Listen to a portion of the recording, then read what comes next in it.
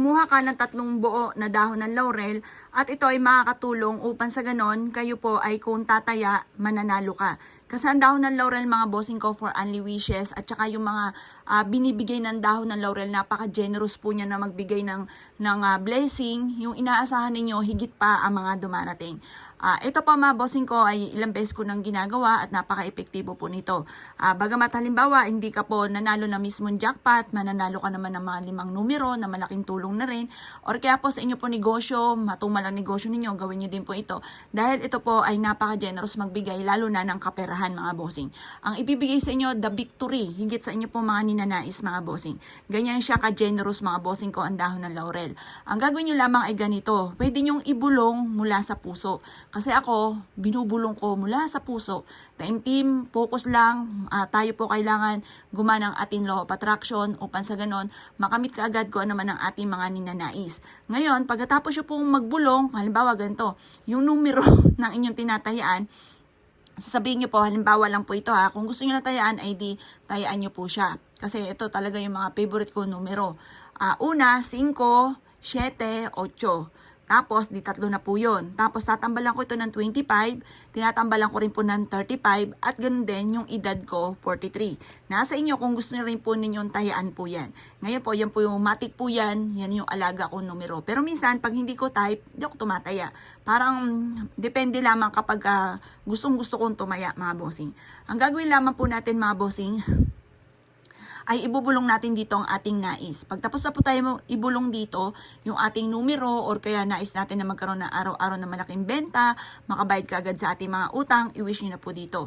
Pagtapos ka na mag-wish, ilalagay nyo po ito sa ilalim ng inyo pong unan. Pwede nyo rin siyang sulatan ng 168 kasi yung numerong 168 pagpapatupad sa mga wishes po natin. Ngayon po, basta focus ka lang, maniwala ka lang, makakamit nyo po kung ano man ang inyong mga pinapangarap. Basta lagi kang positive. Lagi mong aayudahan ng mga salita ng mga magaganda na halimbawa gumawa ka ng ganito, tapos pagising mo, pangit ka agad ang sasabihin ninyo na nega ka agad na walang pera, hindi makabayad, ganyan. Nako, huwag ka na munang gagawa nito, baka masisi nyo pa mga pampaswerte. Kasi dapat magkakapatid po yan. Gumawa ka ng ganito, kailangan aayudahan mo ito ng mga salitain ng mga magaganda. Kasi once na nagsasabi ka ng mga magaganda, magaganda talaga ang mga nagaganap.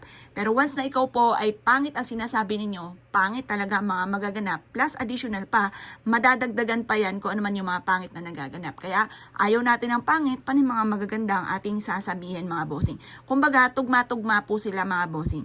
Halimbawa, may problema ka sa pera, syempre, magsisipag ka, magtsatsaga ka para magkaroon ka ng pera. Pero, minsan, may mga pagkakataon na ikaw po ay masipag at matyaga, pero sa walat-ulang, inyo pong pagiging masipag at matyaga, tatambalan nyo naman po siya ng pampaswerte, ng pang-akit ng swerte or pantaboy ng kamalasan. Ganun lamang po yan. Kumbaga, magkakapatid po sila. Kailangan magkakasunod, magkakatugma.